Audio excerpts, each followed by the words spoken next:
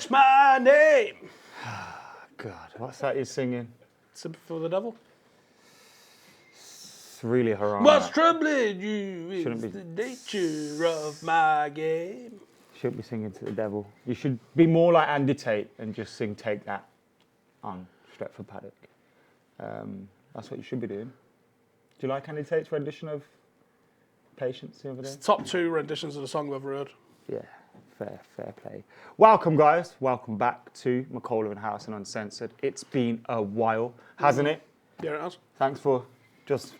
I've been here the last couple of weeks on a Friday, waiting for Steve. How many videos I do on a Friday? Yeah, but that's what I mean. It's like, oh... More than Mia Khalifa did in that 3-month period. You got paid less as well. Well, that's what you think. Oh, God. You've changed, to be honest. Oh, I'm in a WhatsApp group with Rio. Oh, I do videos with Rio. Oh. Yeah, they're on a Monday, though. You and Joe do PR piss takes, so I'm jealous. That's what happened. Conversations that exist in his head. All right, we're here today to talk loads of things. What we're talking it's going to about? go west, it's going to go wild, it's going to go off topic, but we'll be looking back at Clattenburg's comments. Hey, they were good. They were United good, top of the league. United are top of the league. Jose being Jose, and you're going to get me and Joe in trouble. You know. Don't matter. You need to stop what you're doing. Why would I do that? Me and Joe go every week. We go on TalkSport. Yeah, they big up Stretford Paddock, and then every week. You know they blocked me, right? I can't believe... It's 100%. 100 mile an hour true story that they blocked me. Why hasn't one of them just gone, you do realise your mates chat to us? Do you know what's funny is that I see loads of messages saying we won't criticise this guy or that guy because of like business relationships and stuff like that. There's actual relationship that you and Joe go on TalkSport and I'll cuss them out because I'm me and I can't be controlled. Like... If I've got an issue, I'm fucking saying it. Simples. Well, it's true. I mean, I go on TalkSport and I tweet shit about Jim White and Jamie O'Hara every day. Your fucking fatwa with Jim White is deep and like it's going to be passed down for generations. I think it's that. I hate him. Serious. I hate him. Right. Well, extrapolate that to every fucker who goes on it. Yeah, but me and Joe go on it.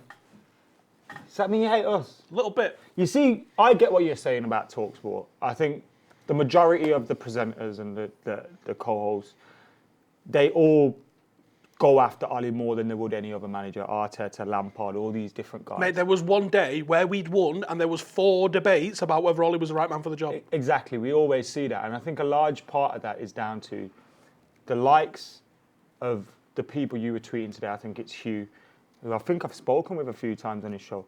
These kind of people that will be presenters and hosts of these shows are all anti-Manchester. We have ruined their lives. Right. We have ruined their child. And this is what kind of context we have to take all of their comments in. I'll give you a thingy today. So that Hugh geezer, I saw him tweet something today, and it was along the lines of... Hugh Rosencraft. That's the fella. It was along the lines of, Pep Guardiola has said, Graham Potter's probably the best English manager in the league. Which isn't a bad shout. No. It's certainly not as ridiculous as Lampard. And then Hugh said, for me, I'm more inclined to say Frank Lampard. And then you reacted to it. I replied saying, does Dean Smith not get a shout? Yeah. Dean Smith, if he wins his 2 games in hand, has Villa in a top 4 space. Like, what does he have to do to get... I mean, Brighton is where all the Cockneys go on holiday. Fulham is Cockneyland. And Chelsea's obviously Cockneyland. They can't see outside London. Are they the only 4 English managers, yeah? Hodgson as well. So yeah, 5. but no one is fighting this. But even Hodgson's ahead of Lampard, if you consider what he's achieved in his career. Well, this is what I was saying. So I said, you've had Lampard who had the best squad. He's had the most money to spend, and he's taken them backwards. Spent 100 million a transfer ban. How does that happen, by the way? And when you look at what he's working with compared to Dean Smith, there are no excuses for him whatsoever. So the guy was like, well, I'm entitled to an opinion. You literally said, what do you think? So I told you what I'm thinking. And the annoying thing is, he said, I didn't really even think about it. Yeah, that was it. In fact, he goes, it was a throwaway comment. I'd not put much thought into it. And I said, that's the problem with TalkSport, is that you don't put much thought into it, and it's your job. To defend him a little bit, he could have just been spitballing and just tweeting, and as you do, I wake up sometimes, I tweet things, and then I think. Right. Well, if you tweet something, don't put at the end of it, tell me what you think, right? And then when people tell you what you think, go, whoa, am I not entitled to an opinion? Yeah. And plus, you generally can be very snarky, abusive, and I don't think you were abusive in that instance. So he didn't even have that as an excuse. So and he said to me, why are you angry? And for starters, mate, I am well calm. But my 1 is at 7 on most people's. And I was at 1 when I was tweeting him. And also, I find some, I could hear Alex laughing in there when I said calm. But some cockneys, or some people, not even just cockneys, like, I swear generally in how I speak. So if I swear, people think I'm not angry, bruv. I'm just swearing, just talking. Like, if I get that angry, I'm probably not going to tweet you. Yeah, probably finding your address. Yeah, probably Googling your address. which is a worry. But on that point, though, in regards to the English managers. Do I block me? Because you do tweet them an awful lot. No, I don't tweet. Well, I don't anymore. Exactly, because you're blocked. So they tweeted something along the lines of, in fact, have a search. Search Miss Stephen Howson, TalkSport. Miss Stephen Howson. Fuck off. Because that was what I said to him. And it should come up with the tweet, because you should be able to see the tweet. And then you'll be able to see what I was replying to. Because it was obviously some sort of Ollie slander. And it was... You found it? Both Solskjaer and Arteta could be sacked by the end of the year if results don't improve. When was that? 11th of December 2020. Right, so 4 weeks ago, when we were in the middle of a phenomenal little run. Mm-hmm. Yeah. So I just replied, fuck off. And then they blocked me. So off I fucked. I think, I mean, I get what you're saying, but we've also got to see, and we saw, I think it was Martin Samuel who said it on a Sunday supplement. I think that's his name. And he said, and we all know this, it goes without saying, that Manchester United get more clicks, get more hits, get more talk. So he said this we're going 10 to years talk. ago, didn't he? We're going to talk about them. And here's the other thing that fucks me off with TalkSport as well. Like, I should be on there with you and Joe. But because they only come to me, they're like, we'd like to talk to you because United have just lost and we'd like your thoughts on Pochettino. And I go, no, you don't. Right? And then I said to him, why do you only fucking message me after we've lost? I've seen that as well. And I said, if you get me on when we've win, I'll happily talk to you. But I don't even like doing content for Stretford Paddock when we lose. Yeah, I hate it. Right? So I'm not going to go and fuel your fucking anti-Solskjaer agenda by speaking to you lot. So fuck off. To come back to that, though, the reason I go on TalkSport a lot of the time is partly because I like Jason Cundy, I like Andy Goldstein, I like Adam Cattrall. Whenever I've met them, they've been sound and they're good lads, and I like speaking with them. And I generally like the Sports Bar. I think it's their best show. But the reason I go on to other shows on there as well is to show that Stretford Paddock and Adam McKola aren't the same as everybody else. So when they are asking me questions like, so Ollie out, yeah? I'm saying, well, actually, no.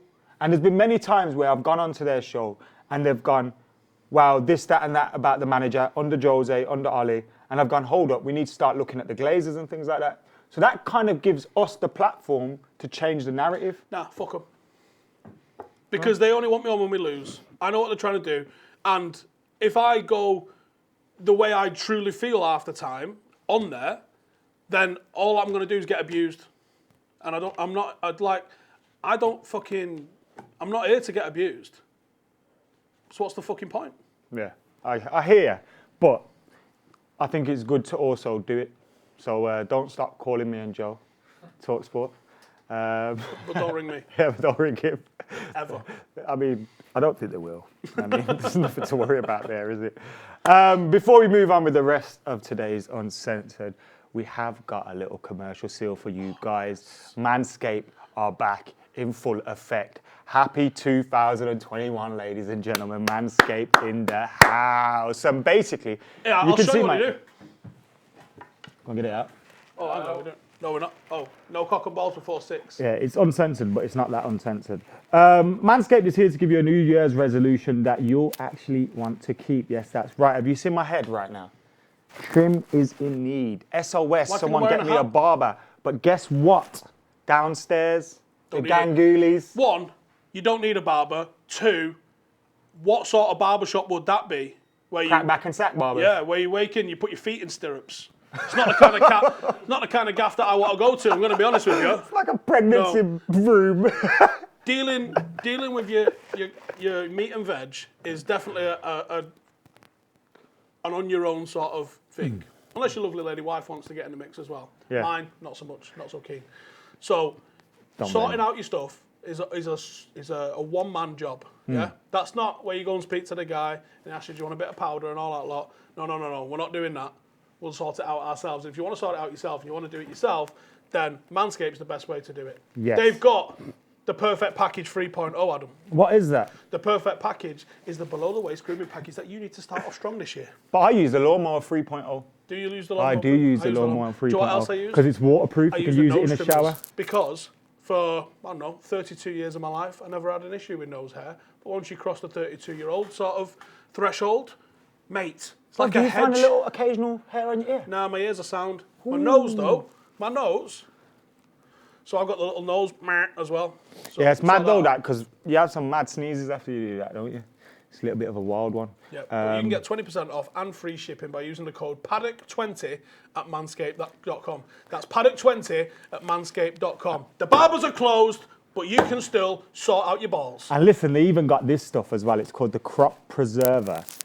It's like, I've never heard of this stuff before. You get your old Dove and your Shaw and your Right Guard for Men for your little under there. These lot have got deodorant for your balls, No mate. one looks after your balls Ball like deodorant. Balls. Balls are important. They're the most important. If your balls are happy, generally speaking, you're happy. Yep. You know what I mean? And these have got all the grooming stuff that you need to make sure that your balls will thank you.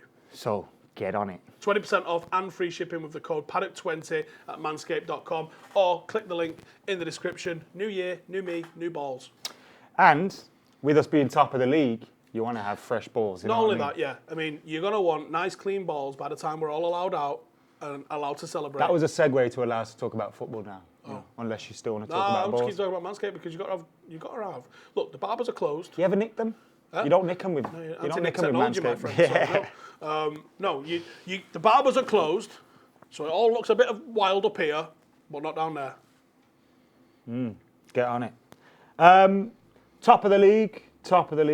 United, top of the league. United, top of the league. United, top of the league. You know, I thought the other day, me and you've not really known each other when we've been top of the league. Not this deep into a season. We've been top of the league after 6 games and stuff, but that don't count. Yeah, but this is different. It's weird, isn't it? I was saying to Joe the other day how good it would be to be part of a fan channel, because like fan channels by and large, they get a lot of shit, and some of them fucking definitely deserve it. In terms of most like, of them they exist to create drama and tension and that sort of stuff. That's not our vibe. We are definitely here to have a good time, talk about football, and enjoy the game. Because I think a lot of people forget this is a voluntary sort of pastime, watching football, talking about football. So go into it and enjoy it. Can you imagine like any other pastime where people are so depressed and hate it as much? Like, it just wouldn't happen, would it? I mean, I'm pretty bad on some watch-alongs, especially the League One games. And I mean, I hate them. If you see me on the watch-alongs, I'm a different person to when I'm doing my review, for example. But, I mean, I hate that. Like, you know, the emotions of the game are just there. But at the same time, we just got to be on it, man. Well, yeah, I was saying to old Joseph over there, I said, can you imagine we managed to win a league? And, you know, for whatever people's opinion is on fan channels and this, that and the other, I consider a lot of you my mates. How good would it be to look back in 30, 40 years' time and watch us winning the league? I still watched the FA Cup final and the semi-finals and brilliant. stuff like that, because they were mint. The vlogs that we did at the FA Cup and semi-finals, where we had like 3 or 4 people just recording themselves and giving their little perspective from inside the ground, was mint. And, you know, it captured the whole day really well, I thought. And yeah, having those memories to look back on when you've got no memories, like, is mint. And having that, imagine you've had it from 99. Imagine you've had it from 2008. I bet it'd been really funny because football fans, by and large, moan a lot. There'd have been people moaning about Rio and Vidic in 2008. Oh, 100%. There'd have been people like, fucking Paddy Evra, not having him.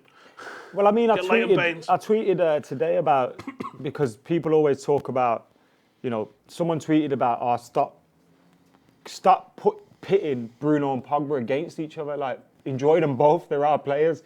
And I tweeted the same thing happens with Rashford and Marshall. The same thing happens with a lot of different players in our team. But it used to happen back. Do you remember Tevez and Berbatov? Like, they were properly pitted against each other. No, but like, it used to drive me mad because they both played for us. I loved Berba. And people used to get onto Berba because he wasn't Tevez. Like, he doesn't care, no passion, he doesn't. And it's like, bruv, he's not. Only Tevez did what Tevez did. Yeah. No one. I never saw Vidic running around like Tevez. Nope. Well, Part used to be fair. Part used to. But it's like I hated that whole thing. And then Evans had similar treatment as well towards the back end of his career.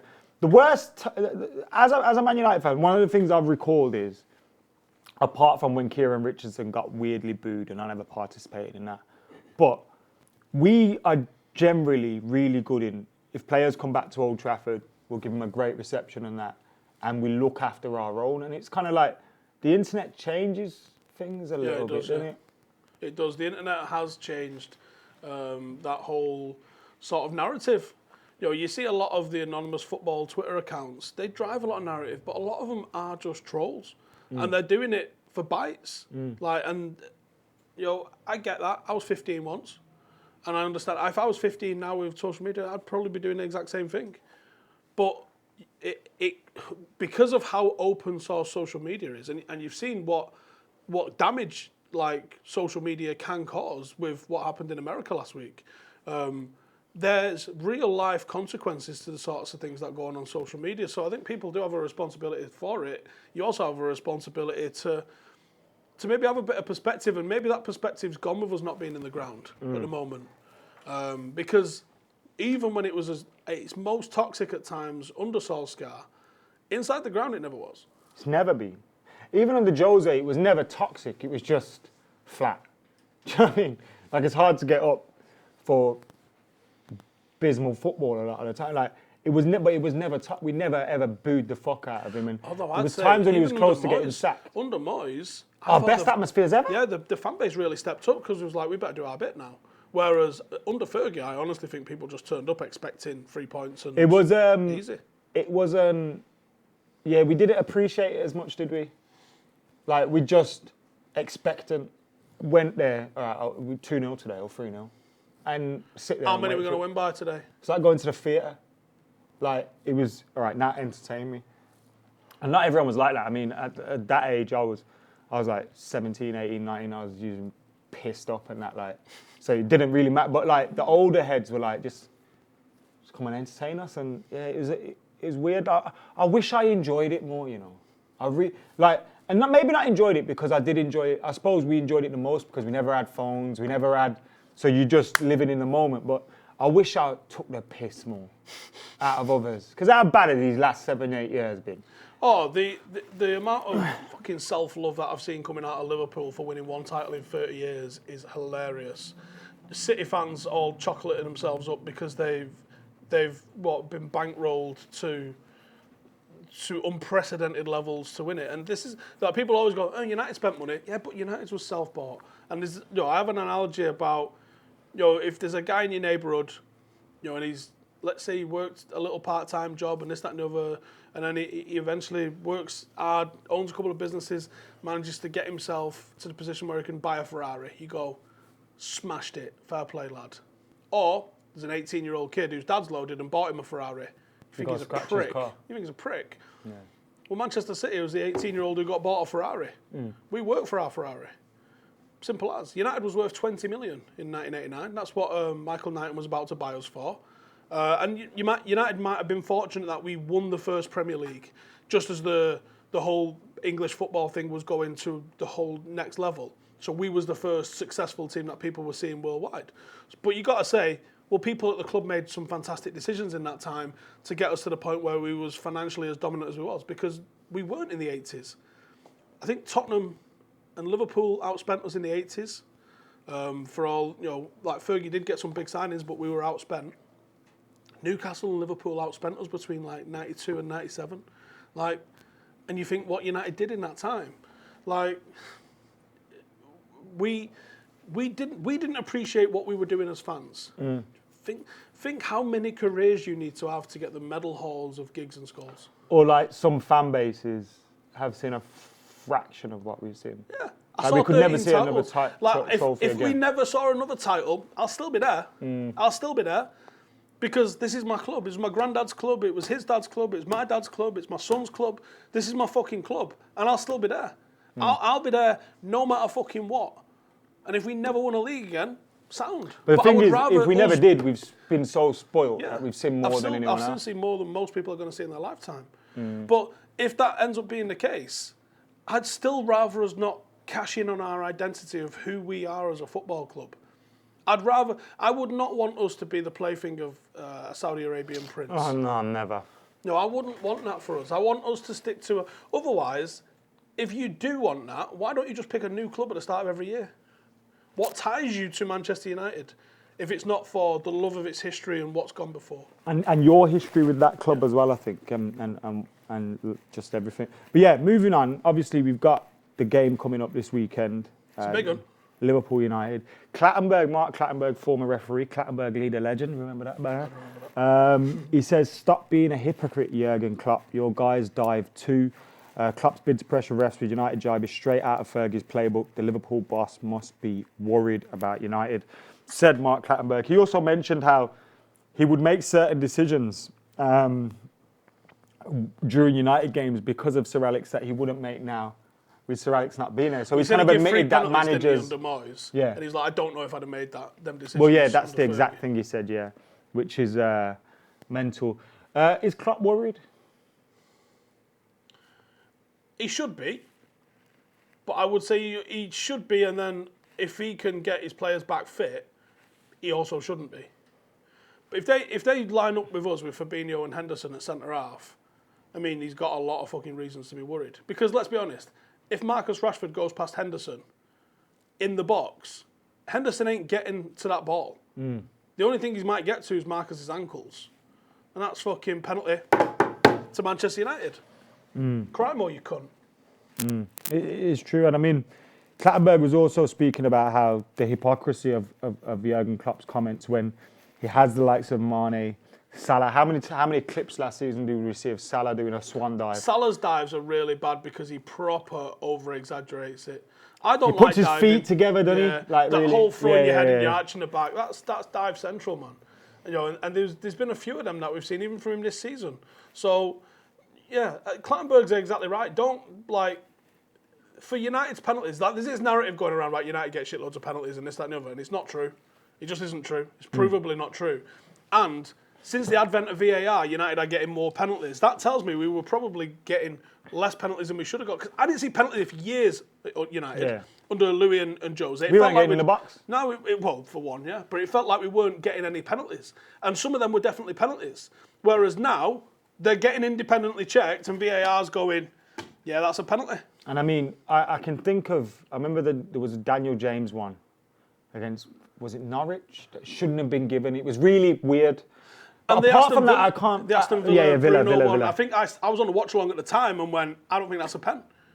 You know, so we've had a couple Bruno that have stepped gone, on him, didn't he? Yeah, and I've seen some people try and explain that, but I go, well, I've watched football for long enough. I don't think that's a penalty. I got it at the time, but I agree. I don't think it was a penalty. And I mean, you look at decisions, we're getting the decisions that are right because we're in the box to make these things happen. And I mean, it's not just about being in the box, right? Liverpool, because they brought this up, didn't they? About the way you play as well. How many touches you have in the box. But Liverpool are very often camped in the box. Now, we saw this under Louis. And movement inside the box, especially when it's static players, well, it's not dangerous. United's entries into the box are very often at full speed, very often trying to get in behind the defence. There's a 1-2 usually and led to it. That's usually where you find yourself getting mesmerised a little bit and giving a foul. And we haven't really got any divers. I mean, I say that, and I think Martial the other day tried to run in the box and get a clip. He tried to earn a penalty when there's about four players in front of him. Let's be real. They all go down but I don't think anyone with slight touches. Goes into, dives like a lot. Well, I would say Salah dives. No, I mean at United. No, I would say he dives because he does that whole head throwing back. I think United players go down at the first touch. which I don't like, but they do it. But I don't think anyone is doing that whole arch your back fucking. But there's also been times Greenwood's got clipped and he should have gone down, stayed up, and I think we deserve the penalties we get. And I mean, you hear the likes of Klopp independently talking, reviewed. the Klopp Jose talking, like all these are worried now, and that's what I like to hear. Talking about Jose Mourinho, did you see it? Did you see it? What, last night? I didn't watch. Oh, God. I saw a comment from him, guy, man. Which some Spurs fans that I know were having a bit of a go at, saying, this. I think Jose says, this always seems to happen to us. And they were going, yeah, because you nick a goal and then you decide that's it and we're not attacking anymore. Well, yeah, I know. I saw it. I saw that for a couple of years, actually. If you want something to do when you get home or you're on the loo, just Google Mourinho's name or search Mourinho's name. Spurs fans are having the exact same arguments, conversations, debates. You've got that weird section that he can do no wrong. It's all the players' faults. They're starting to turn on. I think Son was getting the blame yesterday for missing a chance. And Son got 25 goals. Yeah, and they're like, wow, we had three clear-cut chances. It's not Mourinho's fault. Do you remember that, where we used to count the chances that we'd had and try and think, it can't be Mourinho's fault. We had 3 chances. Nowadays, Cavani had 3 chances against fucking, who did we play the other day? Burnley. Missed them. We still won. It's like, I don't miss that at all. I do not miss it. And he could win the cup for them. And you know what? I hope he does, because then they're stuck with him. They've got him. He's got them over a barrel. Poch won a cup. He won a game, which had a cup at the end. Charity Shield, though, isn't it? Is that what it was? It's the French Charity Shield. So Moyes has got one of them. Innit? So not yet. I don't think you can credit him with that one. And I think people are, though. Yeah, they are. And I think it's more of Jose lost yesterday on the day that Poch won. I think it was more that. But I mean, even if you look at the pictures of the celebrations, he's in the back. So I think he's aware that this isn't my trophy. I don't think he's treating like it's his trophy either, Poch. But what do you think of that? Because we've not really spoken about that. It is an interesting move in terms of world football, and because he is, regardless of what you think of him, whether he should be United manager or not, or he's a good coach who plays, he plays good football and that. Do you think he's capable of going to PSG and succeeding, or doing better than Tuchel? Because that's succeeding, isn't it? Winning this cup that he won yesterday. Tuchel was the most successful PSG coach ever in terms of win percentage, like 73%, 72%. I do not think Poch is capable of doing that. Now, is he going to win the French league? Yes. Me and you would win the French league with Paris Saint-Germain. We're good, though. Yeah, I'm dope, right? We versus we. Yeah, but I'm dope. I said we. Yeah, no, but I'm dope. Bruv, I'm not speaking French. I said we. The success is measured on the Champions League, right or wrongly. Mm-hmm. Here's the problem.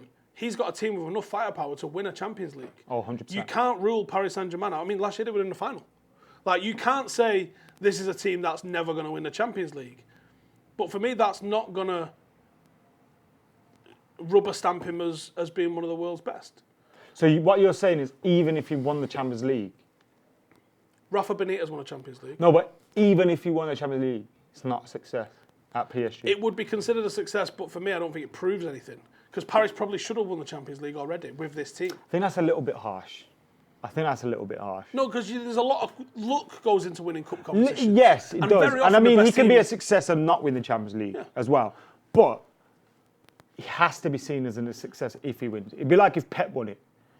Yeah, because ultimately it's about winning trophies. But I don't think it rubber stamps him as being this amazing coach. I can see what you mean in that sense. That does it put him above everybody else? Roberto Di Matteo won a fucking Champions PSG, League. So how much of that is it being PSG and having all the resources? Like I said, they were literally finalists Pep has last year. Struggled at City to do the same thing. Because it's a luck thing. At PSG. The Champions League, any cup competition actually, is very much a luck thing. You hit the right form and this, that and the other, you're in, you're out. That's it. I agree, but I also think it comes down a lot to recruitment and management as well. Yeah, and PSG's an absolutely star-studded 11. Like I said, they got to the final last year. They are a team that's capable of winning the Champions League. You can get to a final, you can win it. Simple. And they got to a final last year, so I wouldn't be surprised if they do win it. But for me, I still want to see him actually tactically outclass somebody, because I've never seen that. That's harsh, man. I think that's wrong. No, I've never seen it. I think that's wrong. And I also, there's beautiful football he plays. He plays entertaining football. Oh, my goodness. In terms of, I mean, I'm not using that as a comparison to anybody else. His Spurs team are entertaining to watch. At times, he's been entertaining under Jose. You ain't watched them, bro. Right, Jose's instinct is always to park the bus. But there's times, well, look at, they didn't fucking park the bus against United. Bro.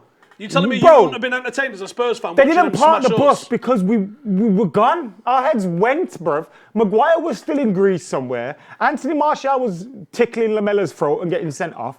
Fucking Marcus Rashford probably had a broken back at that point. But if Pochettino beat United 6-1, people would be saying, look at this man. Think he beat us 6-1? Who beat us 6-1? Jose. No, for City. Mancini. Was it Mancini days? Was it Sven days? No, it might have been Mancini days, yeah, because they won the league that year. So, you know. So what? What does it mean? Nothing. Basically. I'm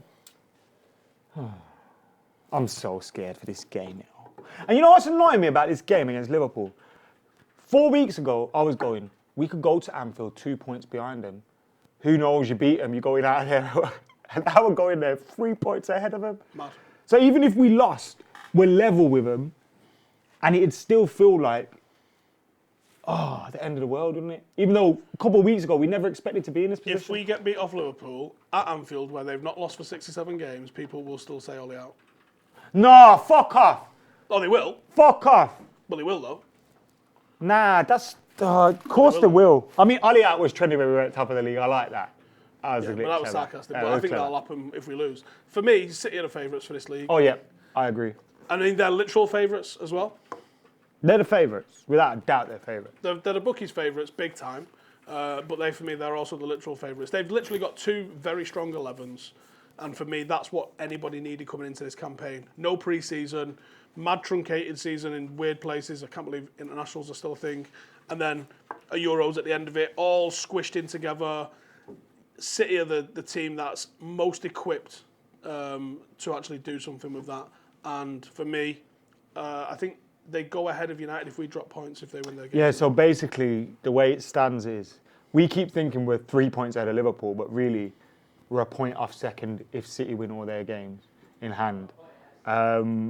Obviously, if we lose or draw against Liverpool, City can go ahead of us by 2 points if they win and we draw.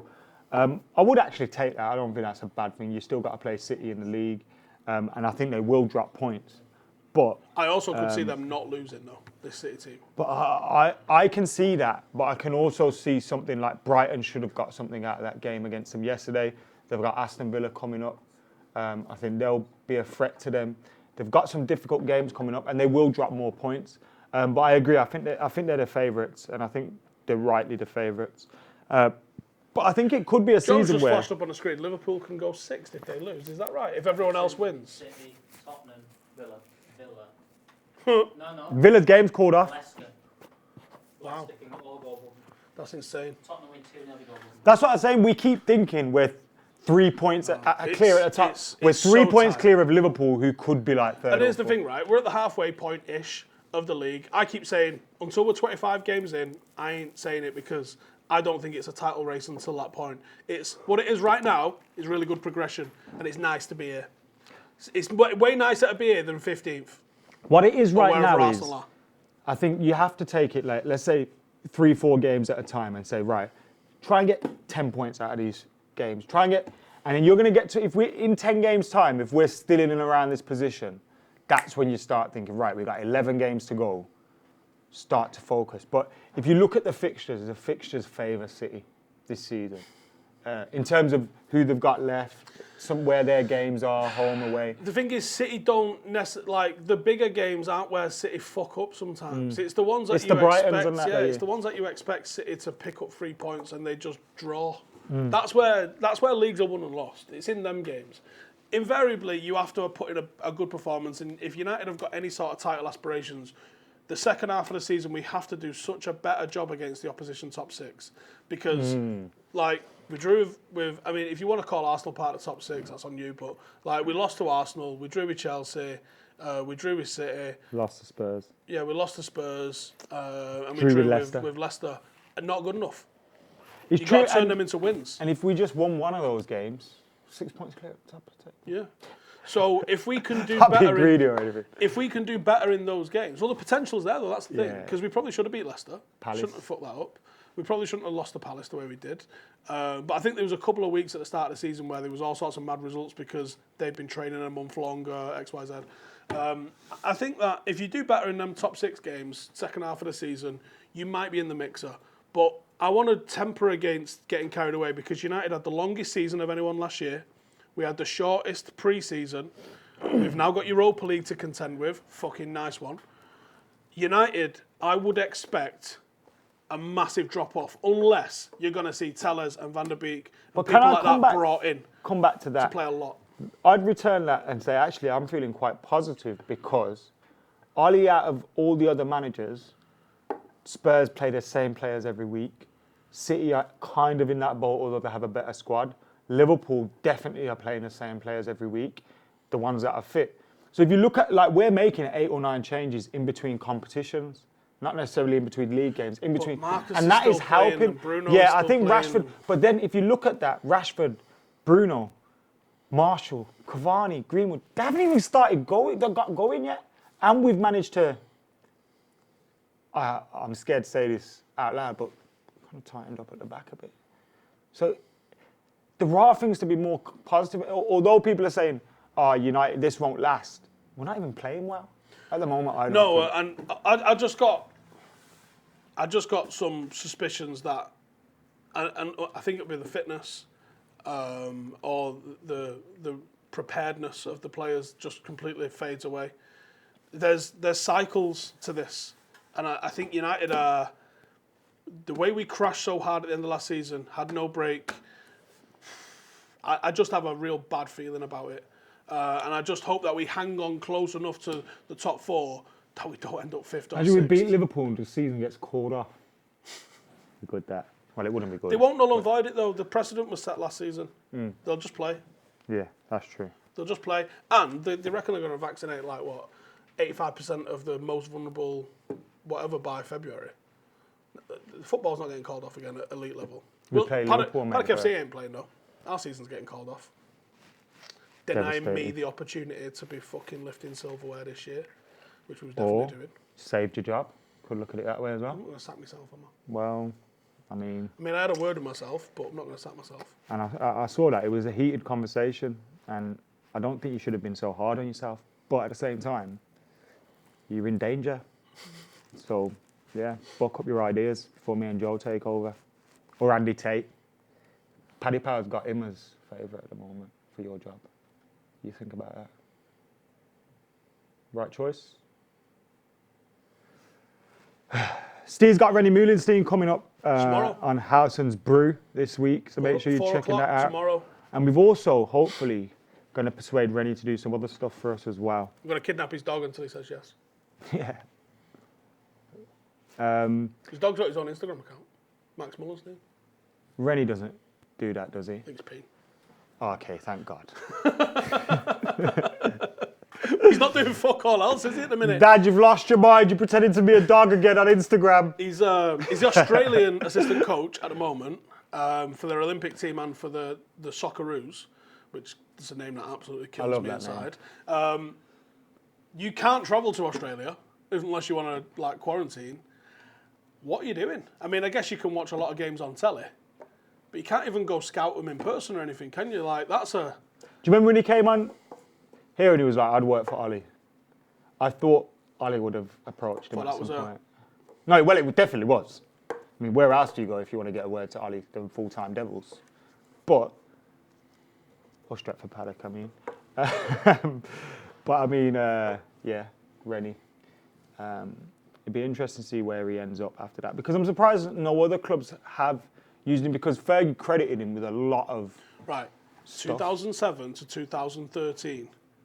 2007, champions. 2008, champions, Champions League winners. 2009, champions, Champions League finalists. 2010, lost out to a bullshit offside goal that VAR would have overruled. 2011, champions, Champions League final. 2012, we drew the league with City. 2013... Joint top. Yeah, joint top. We just let them have a trophy because we've got loads. 2013, won a title. We were Aguero shinning it into the crowd and a bullshit offside decision away from having 7 consecutive titles under Rene. So, or under Rene and the rest of the team, I guess. But he was a part of arguably the most fucking ridiculous dominant United side that there's ever been. 7 titles. Can you imagine we'd have won 7 And I think titles it's his work fucking bounce? with the likes of Ronaldo and the likes of Rooney on an individual basis that he deserves to be credited for as well, because Fergie used to delegate a lot. Fergie didn't set training. Yeah, I know. He used to sit and just watch it in his office. And delegating to those, you have to be able to trust them with these world-class players. And he clearly had that. And you think of Rooney's best season up front, and he got like 35 goals in it. That was under Rennie. Now, I'm not crediting it all to him, but again, it's like, he was a very good coach, and I'm surprised. He managed Fulham for a bit, didn't he? And it didn't go to plan. I think sometimes you're just destined to be an assistant. Yeah, one of the best technical coaches, because managing's not coaching. Managing's different to coaching. And Rennie might be the best coach in the world. He might be. But managing's so much more political. That's why I think Klopp's Guardiola's a better coach than manager. Yeah, probably right. Probably right. And also, like, coaching, like, Rennie can tell you how to control a ball, turn, beat a defender and stick it bottom corner. But I don't know what he knows tactically, and I don't know what he knows in terms of recognising the players that need a rest and who looks motivated, who's not, and who's like, and how a team blends saying together. the right things to those players. Yeah, and like it's a different. It's like, it makes me laugh when people, like, I saw an argument the other day saying about how certain players deserve, like just recently retired players deserve opportunities at higher levels, like Premier League, as their first job, and I was like, well, why? Being a football player does not being a coach doesn't qualify you necessarily to be a manager. Being a football player definitely doesn't immediately qualify you to be a player. It's literally a different job. Literally a different job with an unbelievably different skill set. And I mean, as a footballer, you are very individualistic, selfish. What am I doing right? How am I eating? How am I training, sleeping, etc., etc. If you're a manager, you've now got to think about his issues, their issues. Is he happy? How do I speak to him? What's going on with them over there? Is the receptionist cool? Yeah. You've got all these things. Who's coming through the 18s that I'm going to have to plan to have in my team in 3 years' time? I've got a match in 4 weeks. He's not happy. How do I get him happy? And Fergie was great at things like that. And I think Ollie does have... It's easy when you're winning games and you're top of the league and you've got something... I think it's a lot easier when you're doing that, and it'll become more of a task maybe when we lose a few this season. But he does seem to have that knack of, I bet you he uses Fergie's tactics. I've got the game for you in 3 weeks. Exactly the same way. He's the cult of Fergie. Yeah, exactly the same way. He's literally read Fergie's book and gone, that's how we're doing it. And that's not necessarily a negative thing. Like, Sir Alex used to say, a player's given away a bad pass, it's led to a goal. I'm not going to crucify that player when I talk to the press at the end. He goes, what I'm going to do is I'm going to say, referee had a couple of dodgy decisions, blah, blah, blah, something else, and I'll deflect it. He goes, I might tear a strip off him when I get in the dressing room, but publicly, it's no one's fucking business. Now, I think Ollie maybe has read that chapter and he's added a bit of gravy to it, because he comes out and he's like, oh, these boys. And you can say he had a bad game, but he won't. And he never, ever, ever admonishes the players in public. But I know he's fucking ripped strips off some of them in private. 100%. And I'd rather it be that way. I mean, we saw... Because the other option was Jose. Yeah, I mean, I was literally about to say, I mean, if you go check his comments after the game against Fulham, pretty much says it all. Anyway, that has been it for McKola Howson Uncensored. Huge game coming up this weekend. Massive. We don't need to tell you. Check out the preview, check out the watch-along, fan reaction, all that good stuff as well. Of course, Paddock 20 is the code that you want for all your Manscaped gear. The link is in the description below. Paddock 20 to get 20% off. He'd recommend the perfect package 3.0 to you. And I'd recommend, and I'm representing, the lawnmower 3.0. You know, us Asian fellas probably need that. Keep it locked. Like, comment, share, subscribe. Any final words, big man? Getting too close to you there. Nah. See you on Sunday. Oh, I'll see you tomorrow, actually. Smooth as ever. See you in a bit.